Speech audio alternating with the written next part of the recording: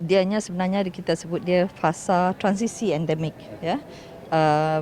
Sebenarnya kalau kita dengar SOP yang disebutkan oleh Menteri Kesihatan dulu, dia seolah-olah tak ada apa-apa lagi lah kan. Kita tak perlu buat apa Even solat Jumaat pun dah boleh kan? semua dah boleh. Jadi setakat ini belum lagi kita berbincang dalam kuartet mengenai perkara ini. Cuma saya hanya mendengar dari pengumuman lah, bermakna seolah-olah macam biasa.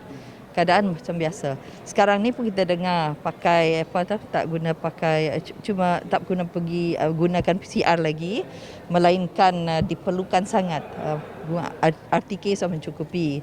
Itu pun kalau diperlukan. Sebab ini telah menjadi tanda-tanda di mana kita sudah melalui proses yang kita menerima hakikat bahawa inilah kita dah sampai ke exit strategi untuk pandemik ini, exit strategi dan pergi ke arah transisi untuk endemik. Tapi memang kita ada mesyuarat yang dinamakan mesyuarat kuartet. Mesyuarat kuartet akan menentukan SOP-nya.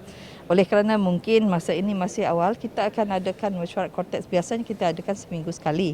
Jadi masa ni saya belum lagi menerima notis dan inilah mesyuarat itulah yang akan menentukan segalanya. Saya hanya mendengar bahawa kita akan kembali seperti biasa. Jadi tak ada mengatakan berapa dia punya kapasiti, ya. Cuma mungkin kita masih mengekalkan penggunaan mask sesuatu. Kita sudah melalui fasa di mana kita sudah menerima hakikat bahawa ini adalah keadaannya kalau dalam masa dah hujung-hujung COVID ini, dan kita pula mendengar macam-macam lagi varian yang baru. Jadi kalau itu yang mengawal kita, maka kita tidak dapat meneruskan kehidupan kita. Cuma yang perlu kita sendiri mengawal kita sendiri, seperti itulah kita menjaga kesihatan kita dan juga menjaga orang lain. Maka kita amalkan perkara yang sudah menjadi asas. Kita menggunakan mask, cuci tangan, social distancing.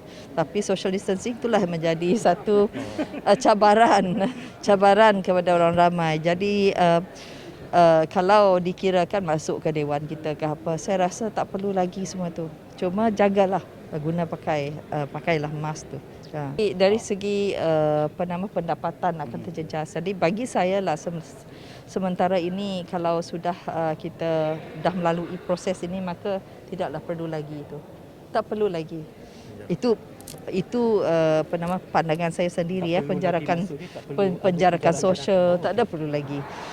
Cuma kalau KKM nak umumkan, kita dengarlah dulu, sebab mereka yang menjadi autoriti untuk menentukan dari segi kesihatan keselamatan dalam negara kita. Tapi bagi saya lah, kita sudah tahu cara, terutama sekali kita dah ramai, kita dah booster. Itu yang menjadi satu daripada faktor yang boleh meringankan segala kalau ada gejala lah, yang boleh meringankan. Dan kita perlu belajar mengurus bagaimana keadaan kita bila kita terkena lah.